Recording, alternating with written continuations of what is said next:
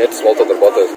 Ne, šiaip rimtai šnekant, kokie yra skirtumai nuo, pavyzdžiui, 3 metų mergaitės nuo kokios 17. Aš nematau skirtumų. Iš tikrųjų, tiesą sakant, kiekvieną bulvę valgus įsikašu šikną, realiai ant tiek geros. Realiai vakar mes su klasė bėgiom ir gaudėm mažas mergaitės, atsimenu, buvo linksma, realiai gaudynę žaidėm iš pinigų. Kaip kazino buvo. Na, taip linksma. Paskui varėm į strip klubą. Na, Rokas labai silpnai mane išpiso vakar, galėsi geriau pabandyti. Žiūrėk, galiu jums parepoti. Mėlynas rašalas, šona man krenta ausinukai jos kišenėje, o mano galva jos kišenėje irgi.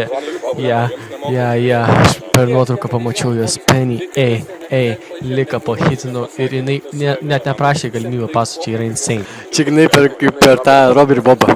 Tiesą sakant, draugai, mums šią pochą, ką mes čia darom, dabar aš tiesiog noriu grįžti namo, kad mano mama man duotų galvą vėl. Sen, tu labai pasitikė, kad tavo mama tu duoda galvas, nes man tik tėtis.